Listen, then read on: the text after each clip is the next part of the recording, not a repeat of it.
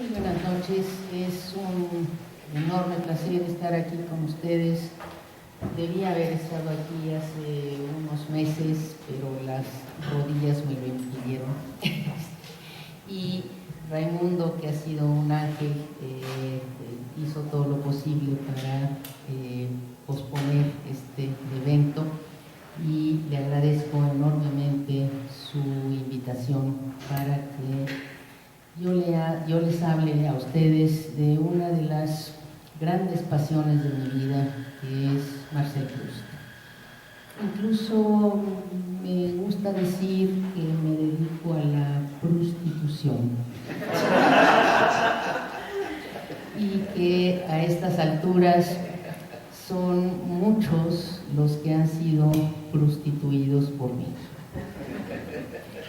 El trabajo que les voy a leer hoy es parte de la elaboración de un libro de ensayos sobre Marcel Proust, que aparecerá, espero, este año o el siguiente, y que se llamará Cuadros Color de Tiempo, ensayos sobre Marcel Proust. Parte de un proyecto mío de ensayos dispersos y sin embargo constelados, que crean figuras, que se llama Constelaciones.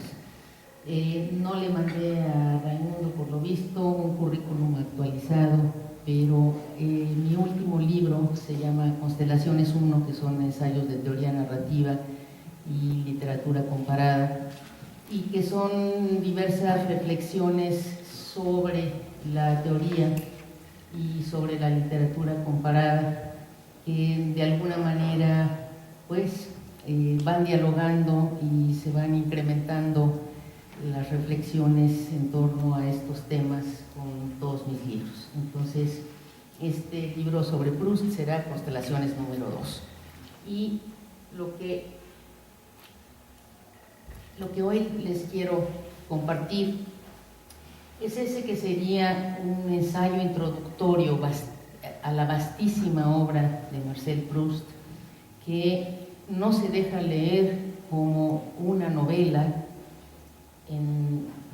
como 7 novelas, sino tiene uno que meterse en ese universo y, dadas las condiciones ideales que sería el insomnio perfecto, ¿sí?, leer los 7 libros sin parar hasta el final, cosa casi tan imposible como la escritura de este gran libro que fue En busca del tiempo perdido, ¿sí?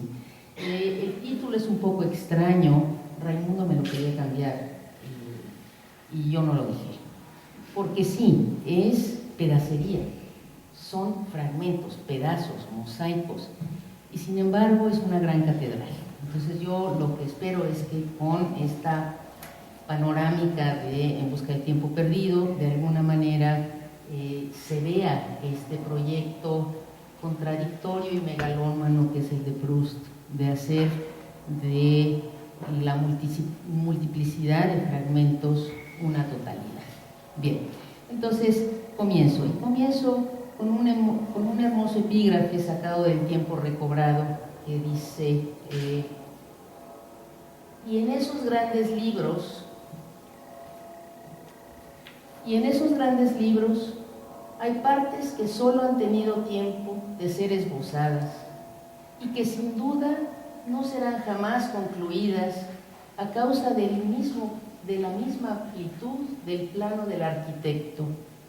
Ay, cuántas grandes catedrales permanecen inacabadas. Hasta aquí, Proust.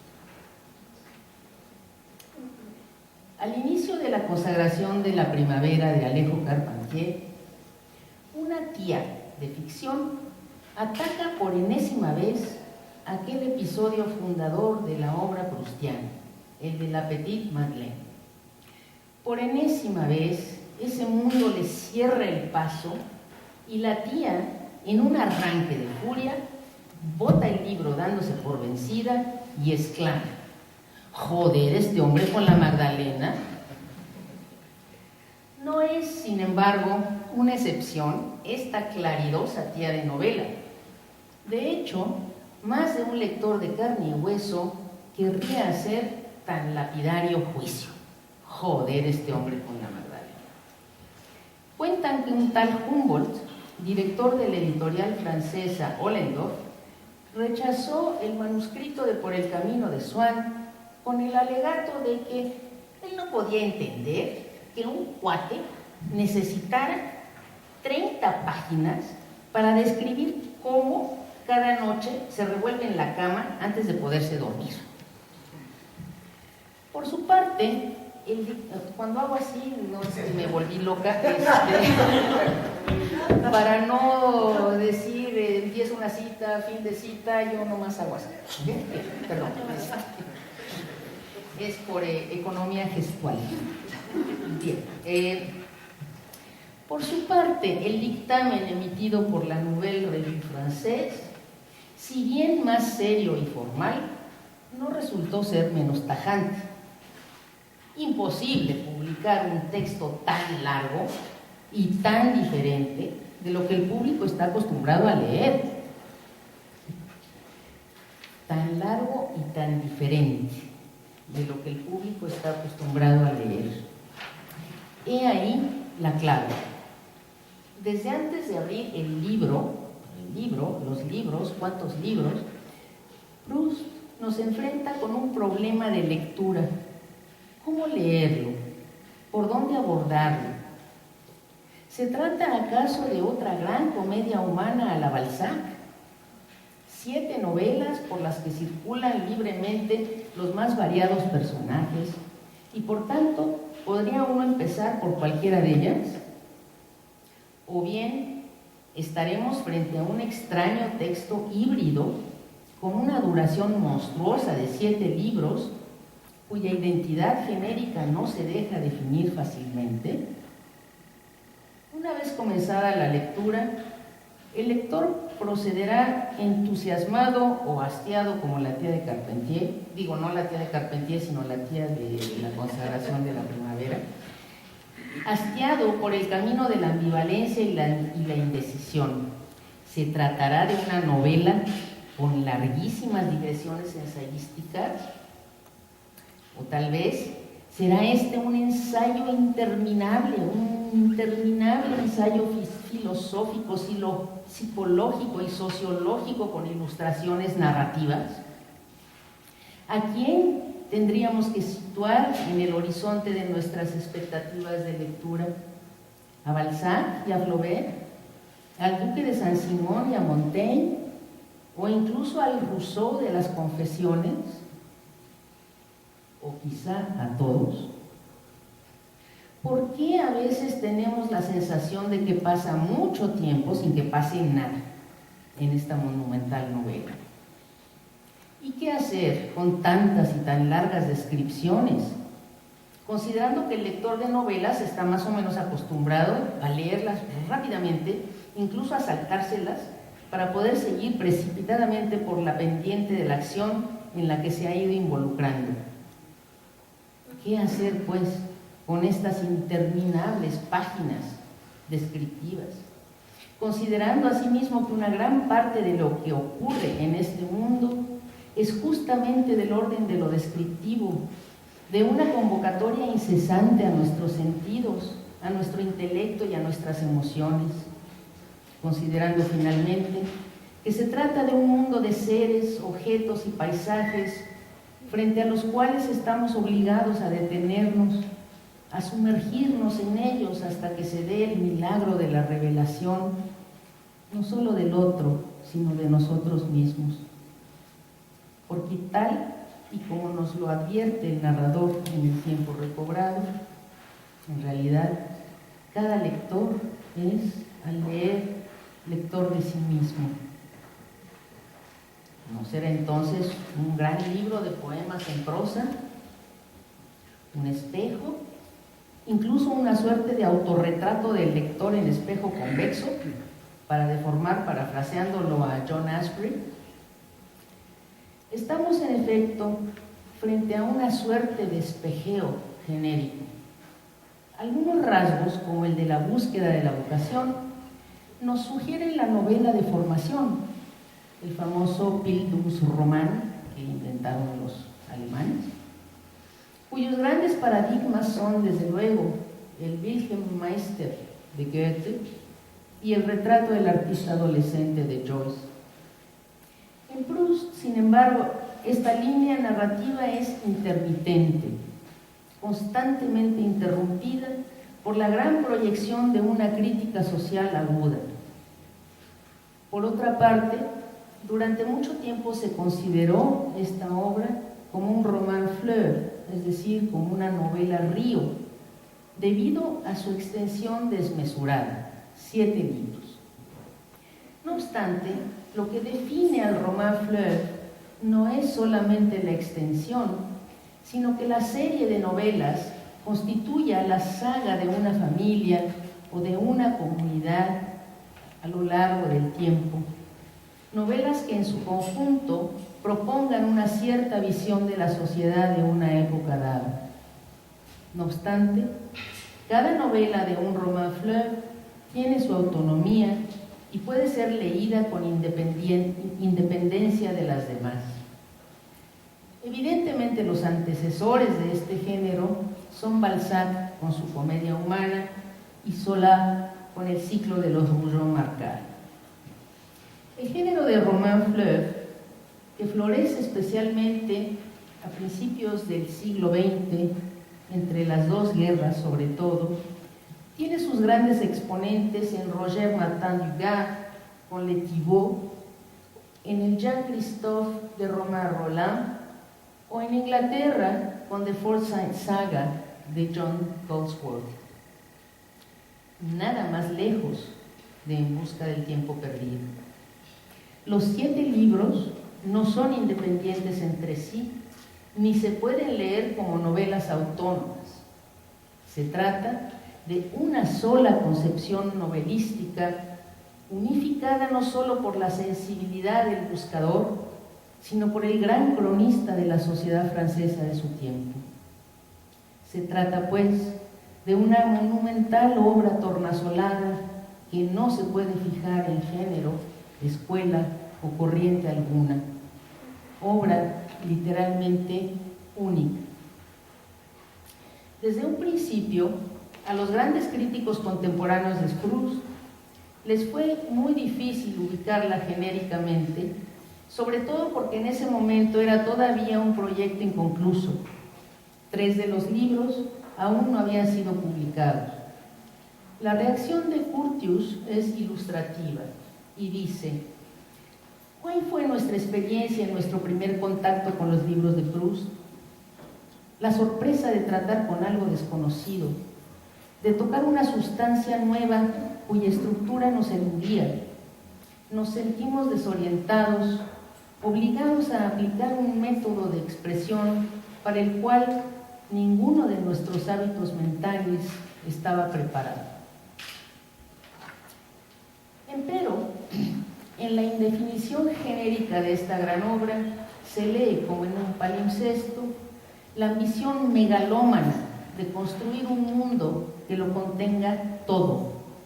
Se percibe además una indecisión de escritura, una fragmentariedad y una heterogeneidad que aspiran a lo imposible.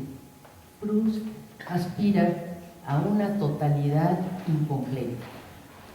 Como él diría, ¿cuántas catedrales quedan inconclusas?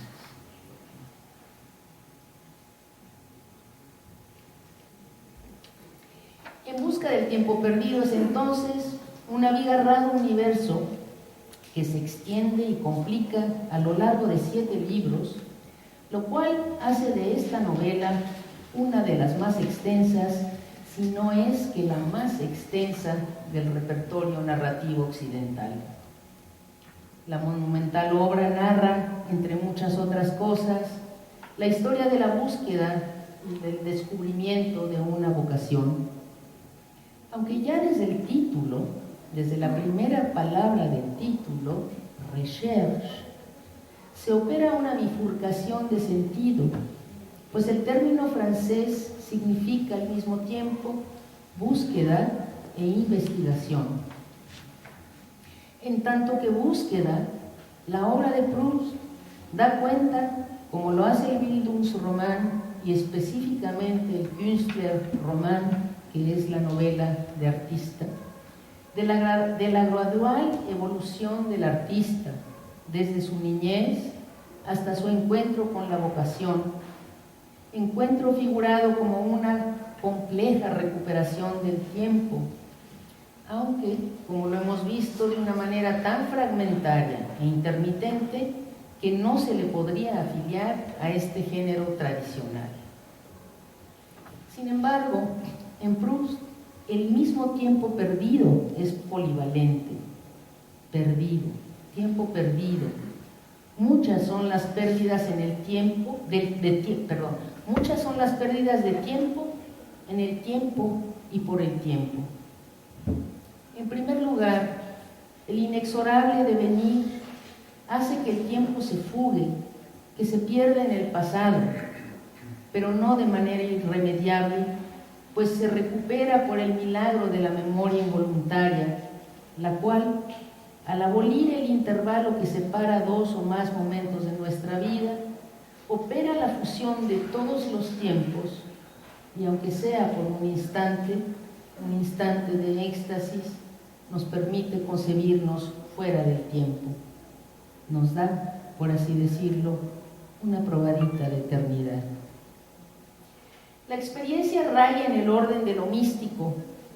El tiempo es literalmente recobrado, pero algo más, pues justamente por ser una recuperación que se da en el presente, tiene toda la materialidad del presente. Con ella, literalmente, se encarna el pasado. El tiempo recuperado para Proust no es una metáfora, es una realidad corpórea, palpable, incluso paladeable. Mas el tiempo también se pierde por el derroche, tiempo perdido en la banalidad de la vida mundana, en las artes de la nada que practican con maestría la aristocracia y la alta burguesía francesa. La única forma de recobrarlo es convirtiendo ese tiempo mal gastado en materia prima para la obra de arte proyectada. Finalmente, el tiempo se pierde en la inadvertencia, en la abulia y en la falta de atención en el presente. Mas el artista es capaz de recuperarlo gracias a que el mundo nos interpela por medio de una impresión, de una especial resonancia en los objetos a los que hay que aprender a descifrar, a leer, para poder recobrar ese tiempo perdido, dándole así a esta búsqueda espiritual, como diría Proust, el basamento, la consistencia de una rica orquestación. La otra vertiente de la recherche, en su sentido de investigación, constituye el relato más o menos continuo, a pesar de los cortes convencionales que operan los distintos volúmenes del mundo que circunda al artista. Una investigación social y psicológica en forma de relato y análisis que nos deslumbra con el oropel de los salones mundanos, que nos lleva por los tortuosos laberintos de los celos obsesivos y cual si fuéramos cómplices de una especie de voyerismo narrativo, nos hace incursionar en las cimas de la perversión sexual. Paso a paso, libro tras libro, Proust explora todas las formas de interrelación social, dejando al desnudo lo que él considera son las leyes psicológicas y sociales que rigen la conducta humana, las motivaciones secretas de la acción de sus personajes, pero también los cambios graduales o violentos que destruyen y recomponen, como un caleidoscopio, la intrincada red de relaciones sociales.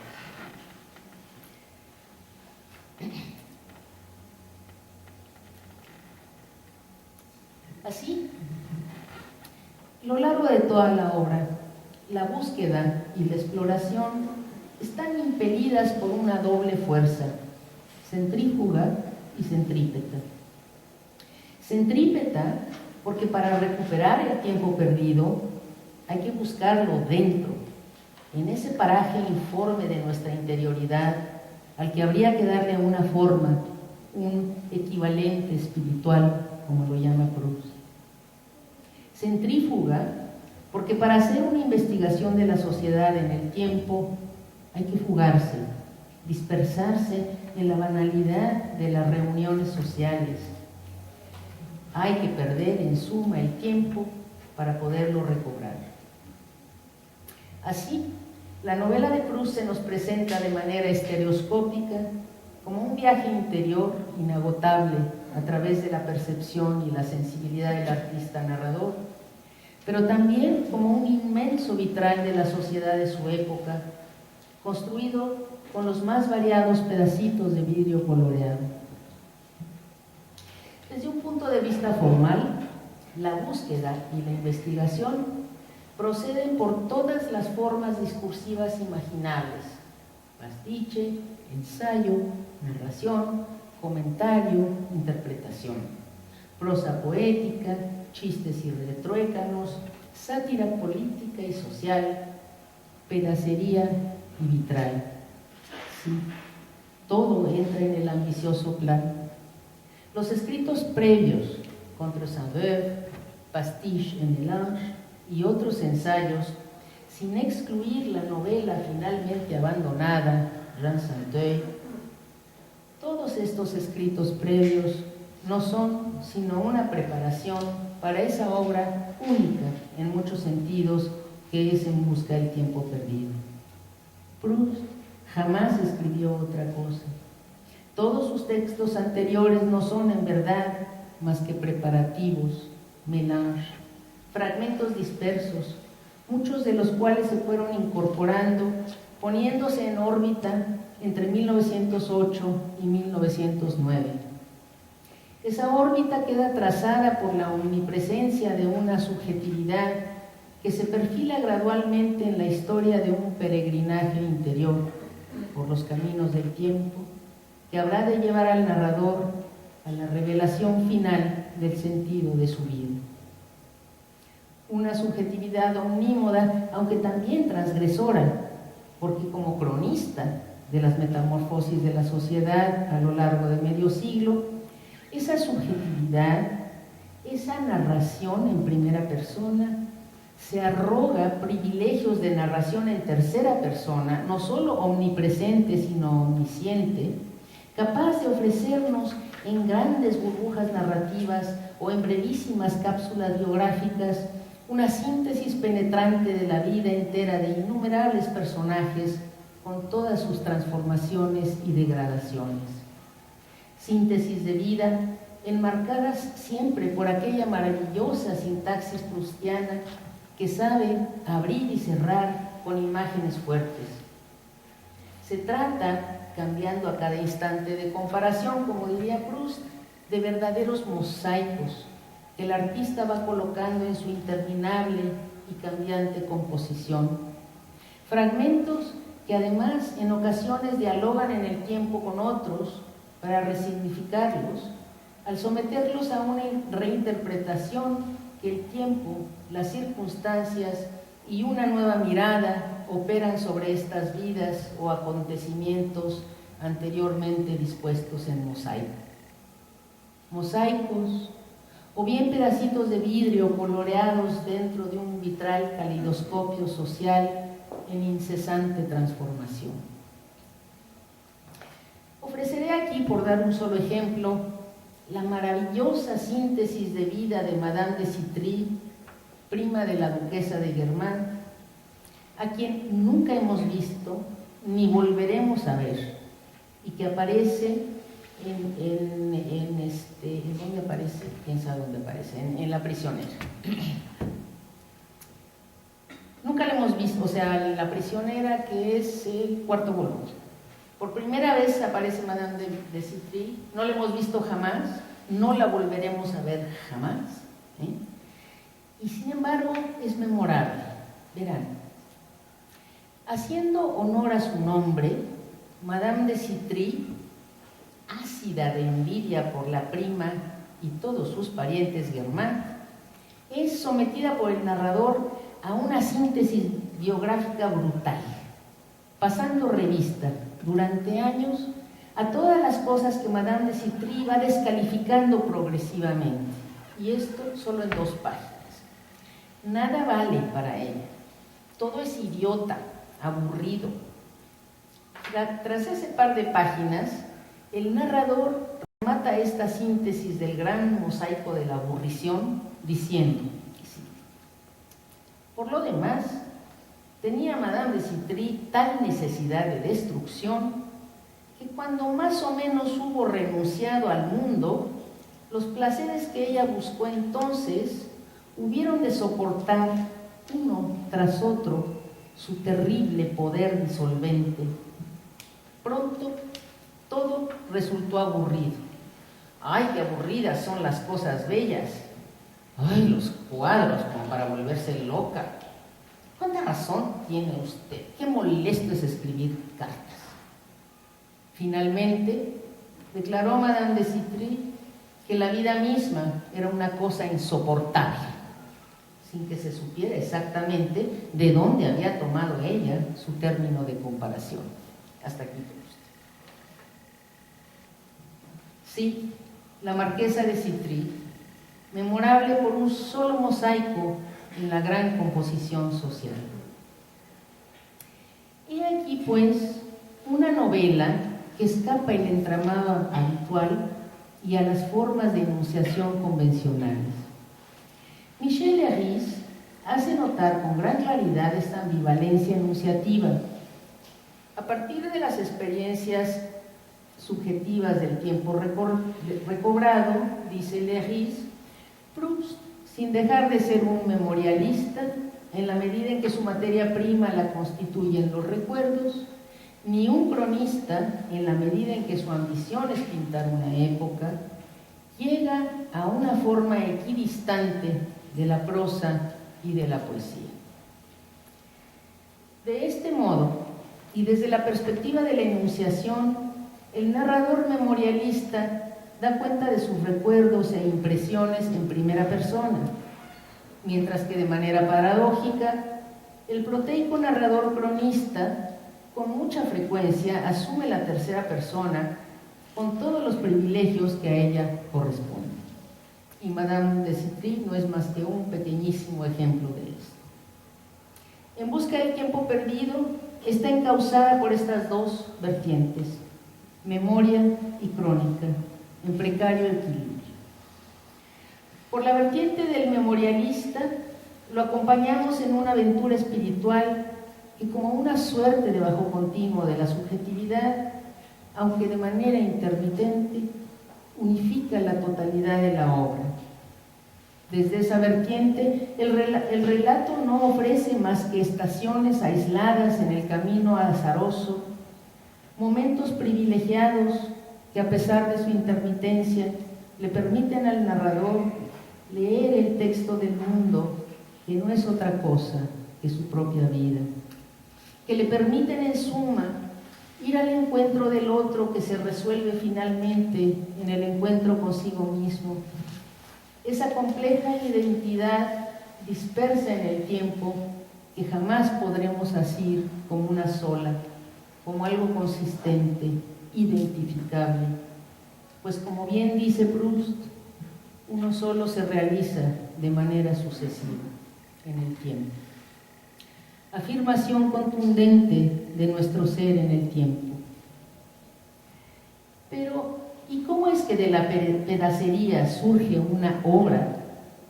Una obra que, según Proust, es tanto catedral como vestido parchado. Cito a Proust.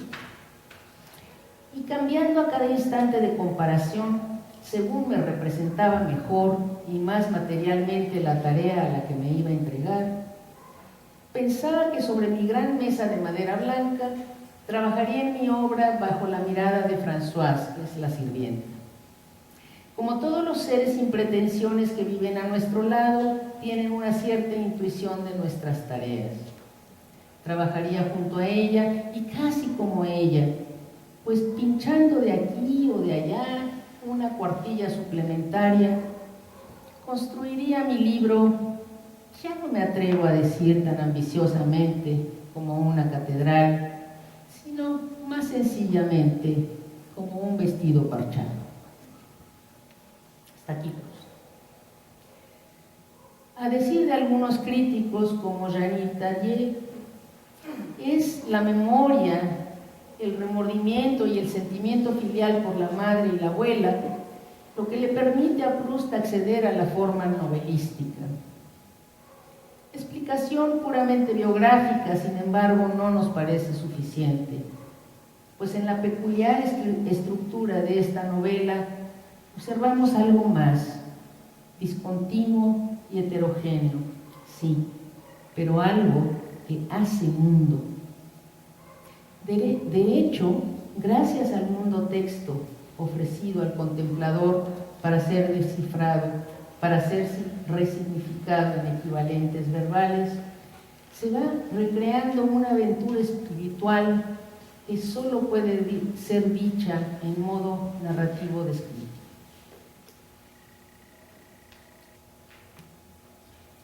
Vemos ahora en esta vertiente íntima un ejemplo.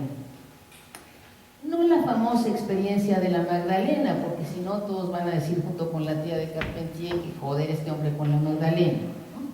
Que es cierto, la experiencia de la pequeña Magdalena es una aventura espiritual fundadora de todo el relato. Voy a ofrecerles solamente una probadita de luz en el tiempo, porque Marcel Proust también es un poeta de la luz. Entremos a la iglesia de Combray, acompañemos al niño asombrado por las iridiscencias y los colores de los vitrales. Traspuestas las sepulcrales lápidas de la entrada, en el interior de la iglesia el ritmo descriptivo se acelera, como un torbellino de luz y color, en un supremo intento por fundir el espacio de afuera con el de adentro. Son los vitrales como luminosos mediadores entre la interioridad y la exterioridad, los que permiten incorporar, de hecho, crear una mañana soleada dentro de la iglesia. Sí, los vitrales nunca tornasolaban tanto como en los días de poco sol, de modo que si afuera hacía mal tiempo, de seguro que en la iglesia lo hacía hermoso. En medio de esta sinfonía de luz y color, hace su aparición la historia como leyenda. Las figuras merovingias representadas en los vitrales y tapices, la leyenda de Dagoberto y las reliquias, son todas tan antiguas que se veía brillar acá y allá su plateada vejez con el polvo de los siglos. Al contemplar estos luminosos personajes, los caprichos de la percepción crean figuras de caleidoscopio que hacen de la iglesia no solo un mágico lugar en el tiempo, sino en la imaginación. La figura del rey Carlos VI, formada por un centenar de cristalinos regulares en los que predominaba el azul, se transforma y se anima por efecto de la luz del exterior para venir a fundirse con la percepción exaltada del niño como fuente de iluminación interior.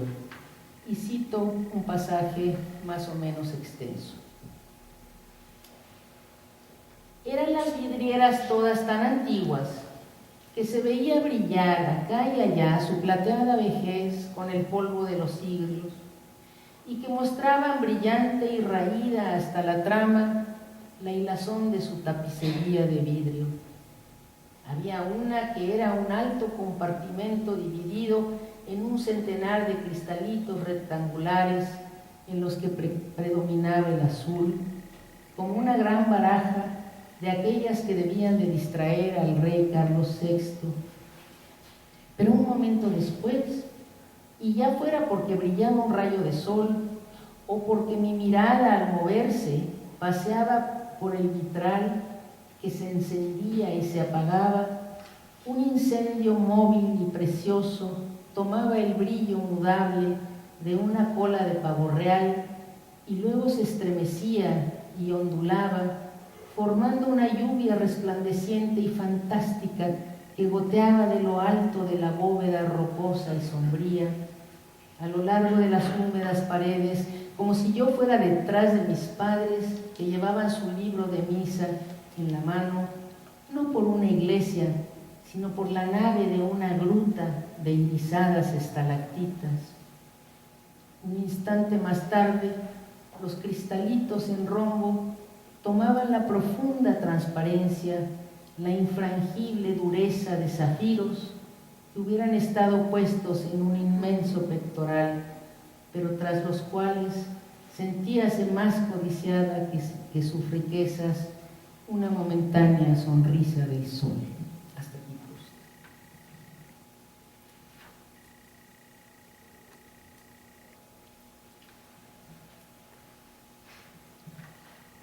La gruta mágica, irisada de todos los colores proyectados por los vitrales, es una creación del contemplador. La descripción de la luz no solo está mediada por la refracción que provoca su paso por los vidrios coloreados, sino que está mediada sobre todo por su cuerpo, por un lado, el movimiento mismo de su cuerpo. Por otro, está mediado también por una mirada de soslayo. Ambos refractan la luz y crean tanto la lluvia resplandeciente y fantástica que goteaba de lo alto de la bóveda rocosa y sombría, como el incendio móvil. De este modo, asistimos maravillados al efímero, aunque deslumbrante despliegue de la tornasolada cola de pavo real de la imaginación, en interacción con la luz del sol mediada por los vitrales. Movimiento corporal y mirada oblicua son las matrices de este espléndido resplandor móvil que luego, al detenerse, fija y endurece la luz en una infrangible dureza de zafiros. Así, por la vertiente del memorialista, el tiempo espiritual se llena de luz, transforma la realidad contemplada para asimilarla a la imaginación, para encontrar pistas espirituales, intermitentes y episódicas, es cierto, pero pistas espirituales que le marquen el camino hacia la revelación de una vocación, de la vida realmente vivida. Ahora bien, por la vertiente del cronista, la historia no es menos episódica o dispersa. Desde las jerarquías rígidas como castas hindúes de la sociedad provinciana de Combray, la aparición intermitente y siempre renovada de Swann, los snobs solitarios como Legrandin, pasando por los incisivos cuadros satíricos de aquella suma sacerdotisa de las artes de la nada, Madame Verdurin, diosa del wagnerianismo y de la migraña, hasta el gran mosaico de los Guermantes, aquellos reyes del instante, desarraigados de su propia historicidad, olvidadizos, desconsiderados, miopes en el tiempo, tanto futuro como pasado, existiendo única y exclusivamente en el presente para el inútil ritual de su deificación en los salones mundanos. Así, de esta obra monumental, uno nunca puede contar la historia, o bien hay que conformarse con una lacónica síntesis. ¿Cuál es esta? En busca del tiempo perdido es la historia del encuentro 1000 veces diferido con la vocación. Ya. O bien estamos condenados al inventario de estos momentos memorables, tanto en lo social como en lo espiritual. Así pues, o no se puede decir nada, o hay que decirlo todo. Condenados al comentario por fragmentos y episodios, al acercamiento o a la panorámica, al cuadro o a la secuencia animada, pero nunca a una trama donde los acontecimientos estuvieran cimentados no solo en la cronología, sino en esa relación lógica por excelencia, que es la relación causal que se resuelve en una alternancia entre momentos fuertes de la acción y sus momentos débiles, momentos de transición que operan como puentes entre los acontecimientos importantes, interrelacionados de manera dramática. Casi podría decirse tramados en el sentido aristotélico de mitos. Nada de eso hay en Proust. Aunque tampoco podría hablarse de la Recher como de sus escritos anteriores, solamente en términos de notas, esbozos y fragmentos. De hecho, lo que subyace En busca del tiempo perdido es lo que querríamos llamar una poética de la intermitencia.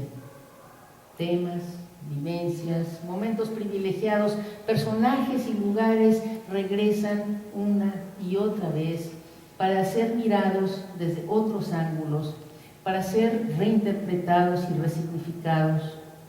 Una poética de la intermitencia que hace de la trama de esta vasta obra una composición casi musical, en la que los temas se enuncian, otros se interpolan, luego se desarrollan y están sujetos a innumerables reprises. Esta poética de la intermitencia se percibe claramente en las experiencias de éxtasis. Por una parte, todas tienen un factor tanto de repetición como de diferencia, que permite abstraer la esencia de la realidad vivida y llegar así, como dice Proust, a la alegría de lo real recobrado. Pero para que esto ocurra, la repetición tiene que darse en los intervalos de la memoria y el olvido de manera intermitente. De hecho, uno de los títulos que Proust había pensado para la totalidad de la obra era Las intermitencias del corazón.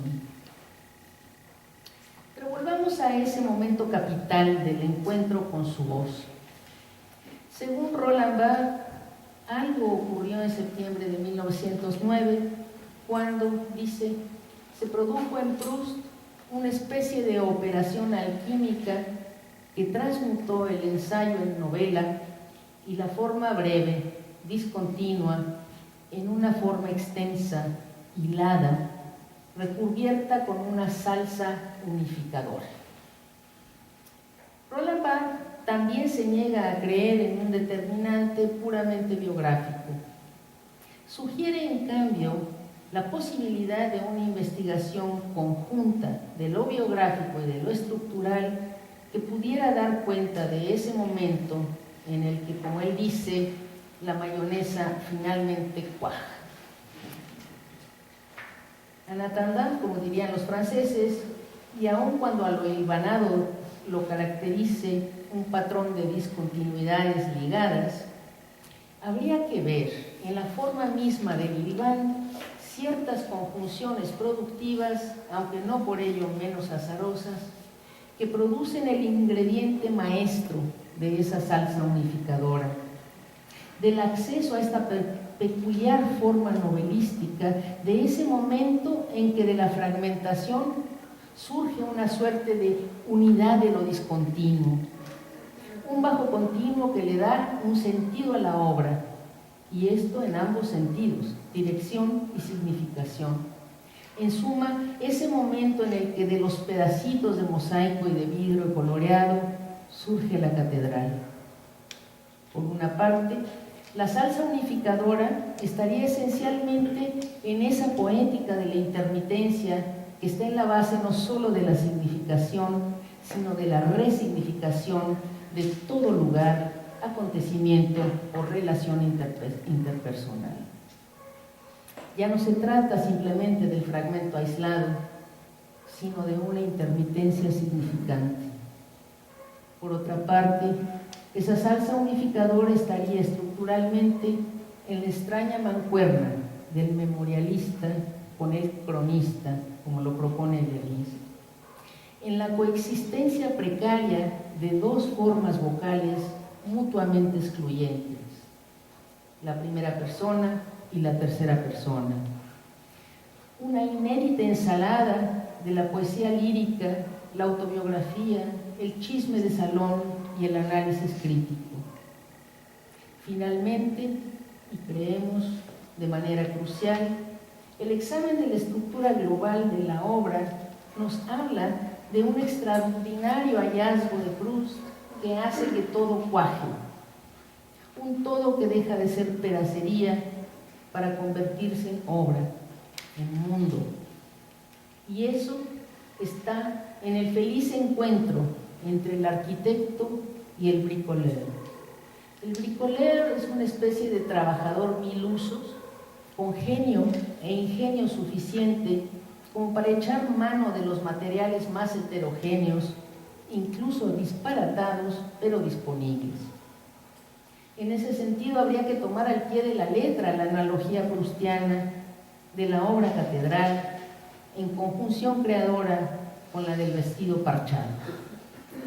Porque si bien la obra es una profunda exploración del tiempo y en el tiempo, si la poética de la intermitencia acerca esta exploración más a la música que a la arquitectura, no obstante, ese Proust, arquitecto de las metáforas, planea sus espacios narrativos como los de una catedral. Sí, la llamaría yo arquitectura en el tiempo. En efecto, vuelve los lugares como tantas columnas o arcos tendidos en una escritura llena de repeticiones y de simetrías inversas. Por ejemplo, el primer combré es el combré de la niñez y la adolescencia, el de los paseos diurnos, el de la exaltación, el del primer libro. El segundo combré es el de la vejez, el de los paseos nocturnos y el desencanto, el del último libro. Al abrigo de este arco gigantesco se tienden otros de dimensiones desiguales. El primer Balbec, en el segundo tomo, es el de las muchachas en flor y la vida marina, al aire libre. El segundo Balbec, en el cuarto libro, es síntesis del primero y del espacio mundano de París, y así sucesivamente. De hecho, si la gran obra es una búsqueda en el tiempo, esa búsqueda se significa constantemente en sus espacios. Empero, los lugares que vuelven nunca son los mismos. Cada lugar que regresa tiene inscrito en su materialidad misma el tiempo transcurrido y sus transformaciones. De este modo, aún el espacio se somete al tiempo. Dice el narrador en el último párrafo de Por el camino de Swann, y lo cito: los sitios que hemos conocido no pertenecen tampoco a ese mundo del espacio donde los situamos con mayor facilidad. Y no eran más que una delgada capa, entre otras muchas, de las impresiones que formaban nuestra vida de entonces. El recordar una determinada imagen no es sino echar de menos un determinado instante, y las casas, los caminos, los paseos son, tan fugitivos como los años.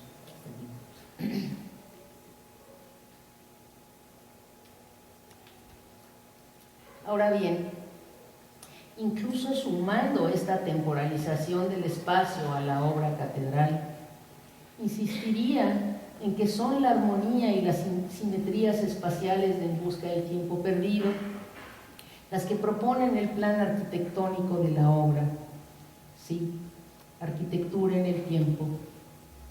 No obstante, dentro de este plan riguroso, plan de arquitecto, a veces incluso a contrapelo, el narrador bricoleur costurero va parchando su vestido, cosiendo retazos dispersos para dar forma a su obra. En ella incorpora cualquier material del que puede echar mano, ya sea por estar disponible, como ocurre con aquellos textos escritos o esbozados antes de que la novela cuajara, o bien porque son materiales que el tiempo y el azar le van poniendo en el camino.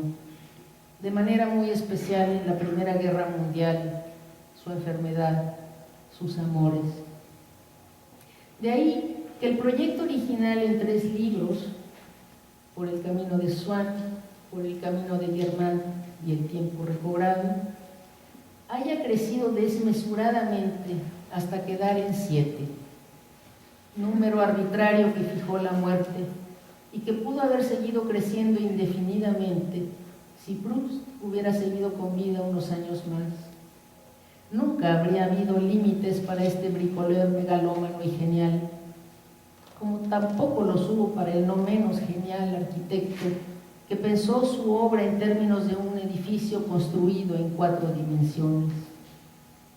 Marcel Proust es, pues, hombre de una sola obra, una catedral, una vasta construcción que no es solo una búsqueda y una investigación, sino un desafío al tiempo, un triunfo del arte frente a lo evanescente, frente a lo inconcluso, un triunfo de la resignificación del mundo frente al sinsentido de las cosas como cosas.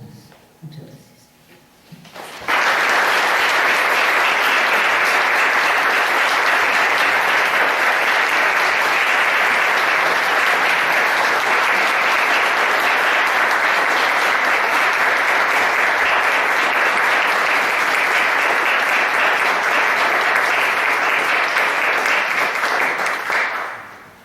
Muchas gracias, doctora. Pues podemos dejar unos minutos por si hay algún comentario, alguna pregunta.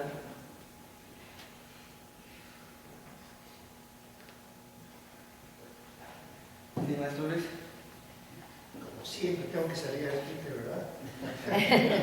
Bueno, primero, doctora Roa Pimentel, pues de veras, muchas felicidades, para mí es un honor verla aquí en Guanajuato, solo nos conocemos hace ya muchos años.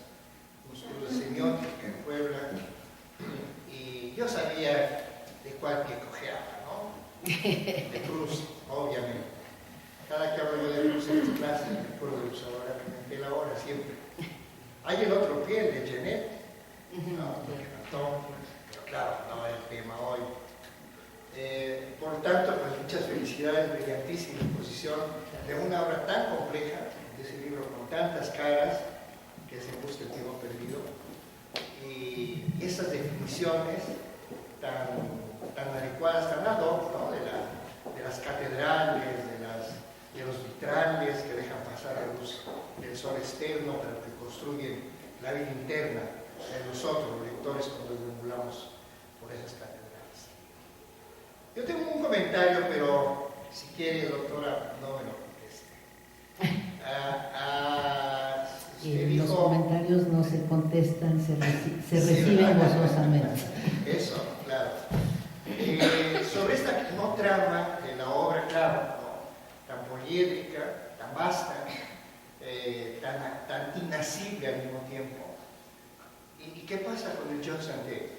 ¿Por qué Proust rechazó el Jean Santé? Porque tenía una trama dura, tenía una trama convencional. ¿Y qué hay de que lo mandó destruir? El Jean Santé es una novela que se supone reúne en trama toda la dispersión y la pedacería de En busca del tiempo perdido, ¿no? En español la conocemos en la versión de Alianza Editorial, que la publicó igual que En busca del tiempo perdido. Y sí, parece una novela más convencional, más de un narrador en tercera persona, un omnisciente, no con estos matices sutiles de los narradores múltiples que se evidencian en El busca del tiempo perdido. Pero, ¿qué hay de Jean Santé frente a Un busca del tiempo perdido?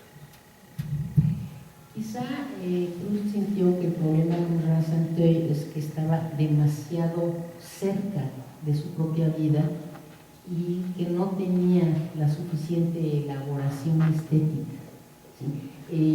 Y bueno, Jean Santé mismo es como un yo acuso a quienes piensan que En busca del tiempo perdido no es más que una autobiografía velada, ¿no?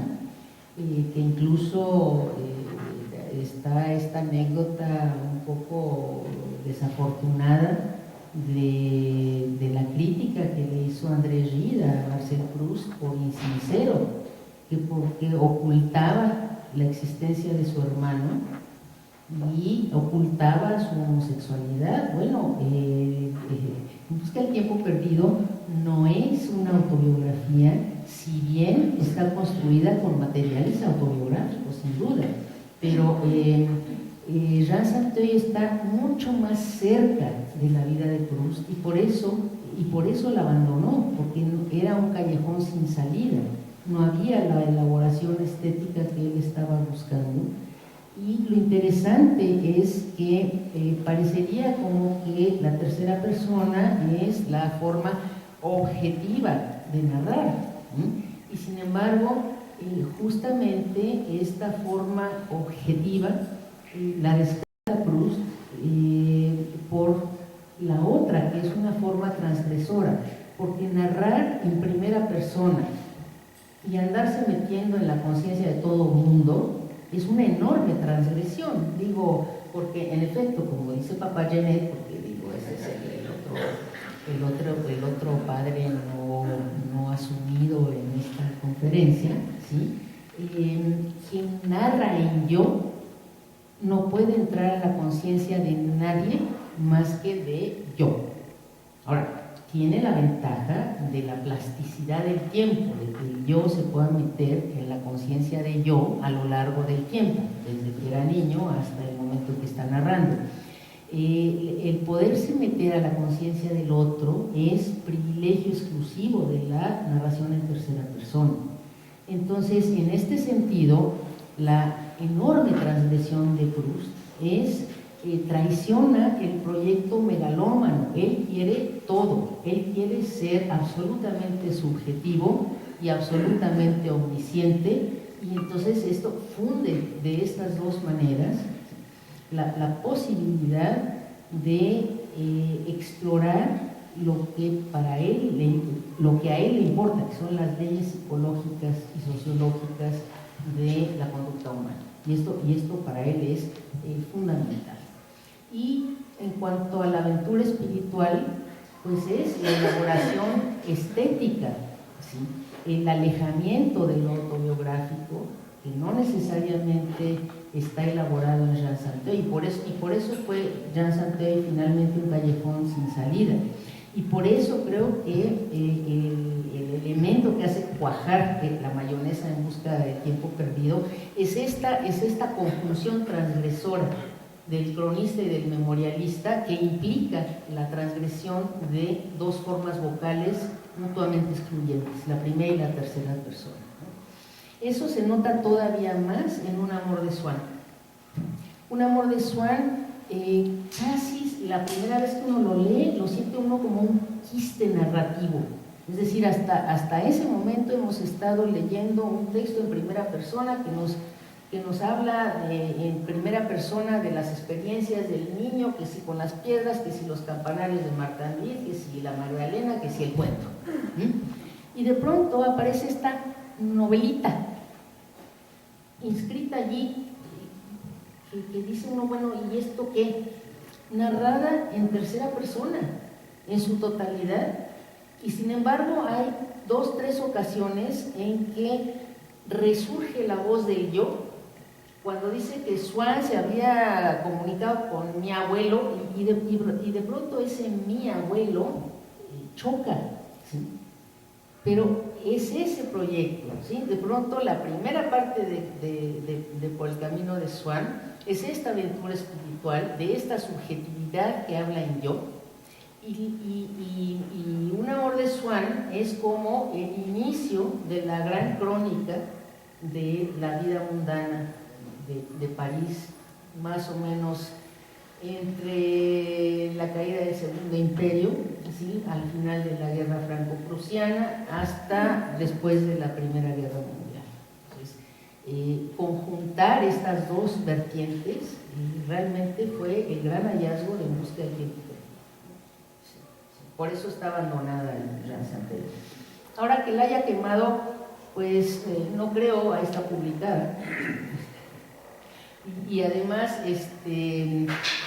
la abandonó, pero no quiere decir que no entresacó lo que le servía. El gran bricoleur que es que es Proust, hecho humano de todo, de lo servible, de lo inservible, de la basura, de lo que cayera. Entonces, sus escritos anteriores que había, si uno lee Contretemps, dice, bueno, joder, este hombre con la Magdalena, literalmente, porque es otra vez lo mismo, es lo mismo. Y sin embargo, como diría el propio Proust, es lo mismo y sin embargo otro, como regresan las cosas en la vida. ¿Sí? Entonces, en busca del tiempo perdido, tuvo que regresar muchas veces para que finalmente cuajara, ¿no? Literalmente como la mayonesa que está dando vuelta y vuelta y vuelta hasta que cuaja y cuajó, ¿no? Sí. Gracias, Luis, por el comentario. Es así siempre. ¿Algún comentario más? Sí, Marco. Yo quería preguntarle, doctora, ¿en qué momento aparece, digamos, el lector, digamos, proustiano, hablando de que en un primer tiempo no es bien aceptada la obra, ¿verdad?, de Proust, y no se asimilan en un primer momento, me imagino, las estrategias narrativas revolucionarias de Proust. ¿Y qué tuvo que ocurrir? ¿Qué tuvo que hacer? ¿Cómo tuvo que aparecer el mejor lector o el mejor crítico de Proust para que empezara a apreciarse la obra, ¿no? Bueno, ya lo dicen estos críticos contemporáneos, del que quise seleccionar el comentario de Curtius, un crítico alemán de una agudeza extraordinaria, ¿sí? Que dice que la sorpresa de la recepción de En busca del tiempo perdido fue tener esta obra para la cual no estábamos preparados, ¿no? Pero, ¿qué es lo que pasa? Toda obra verdaderamente nueva va creando a sus propios lectores, ¿sí? Y es con el tiempo que comienza a apreciarse el valor de la obra. Bueno, incluso por una parte había esta sorpresa como la que externa Curtius, la que externa John Middleton Murray, que era también un crítico inglés muy interesante, que de manera muy interesante se construye, por así decirlo, un architecto que le permita entrar a Proust, analogándolo con Rousseau, con las confesiones de Rousseau, que es muy interesante porque es poder abordar esa aventura interior, ¿sí?, por un modelo conocido que sería el de Rousseau. Pero lo cual nos indica hasta qué punto se tiene que la obra verdaderamente nueva tiene que construir un lector que busque modelos en los que pudiera caber esta obra nueva que no acaba de entender. Porque claro, las percepciones, digamos, no solo naif, sino descuidadas, burdas, como eso de que, ay, pues este cuate se la pasa 30 páginas diciendo que no se puede dormir. ¿Qué clase de novela es esta? Donde durante 30 páginas lo único que...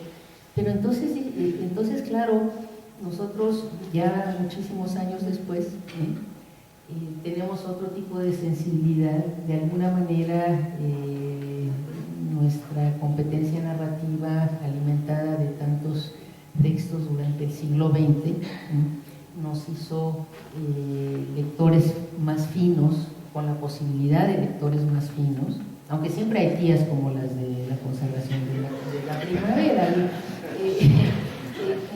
que nos permiten ver que en esa obertura maravillosa ocurre muchísimo más que simplemente un insomnio que no se puede dormir, ¿sí?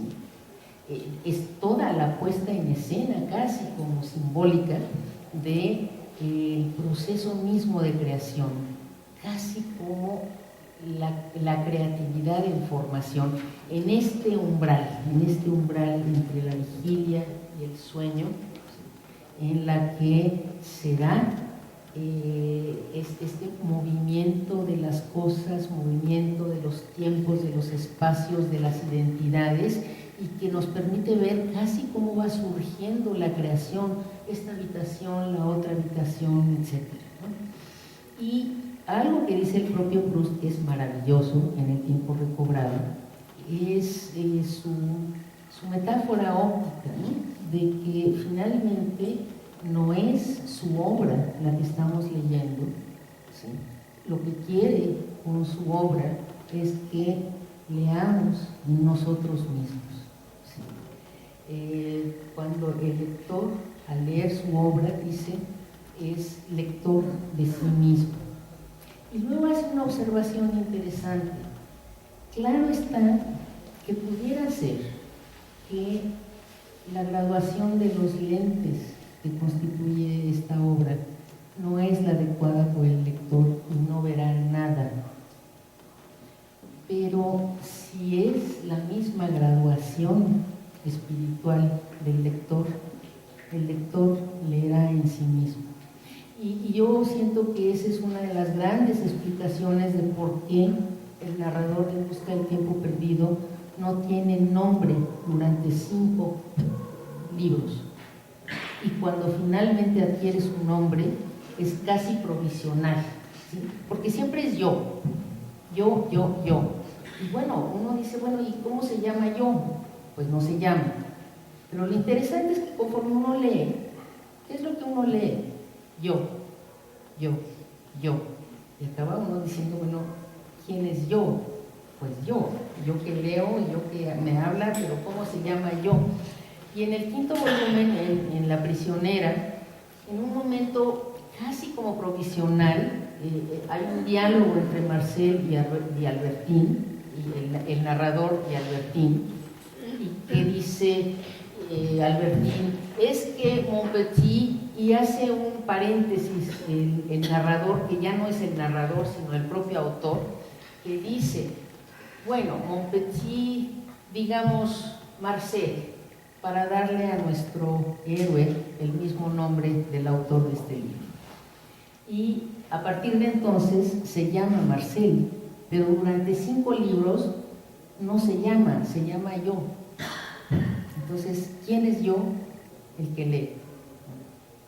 Ahora, había un par de páginas más que no quise leer para poder tener este diálogo, en el que abordo el problema del lector como un espejo de la escritura.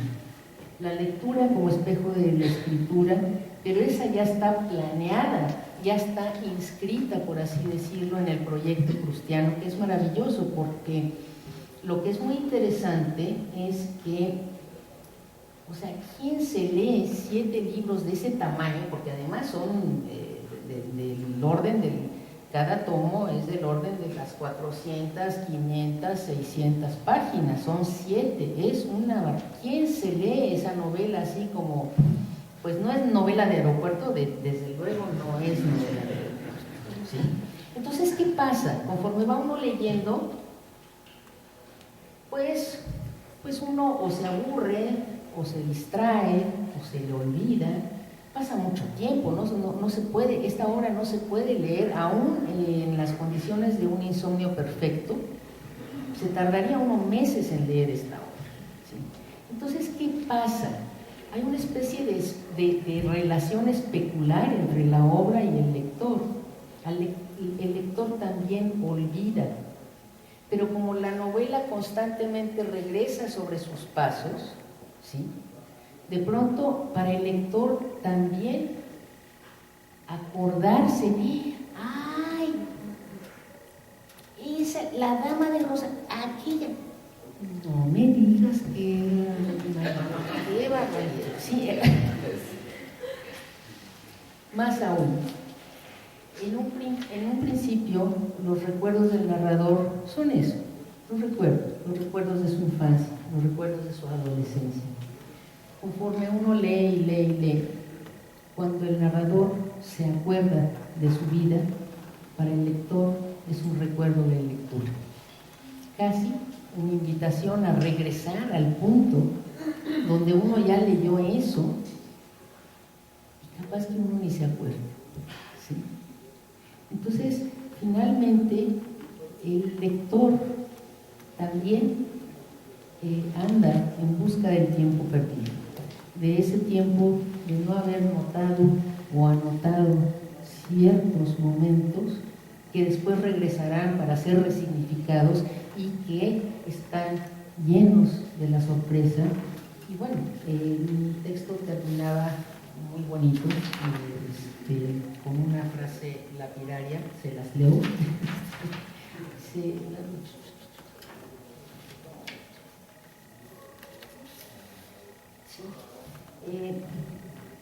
¿Qué pasa con este proceso de escritura?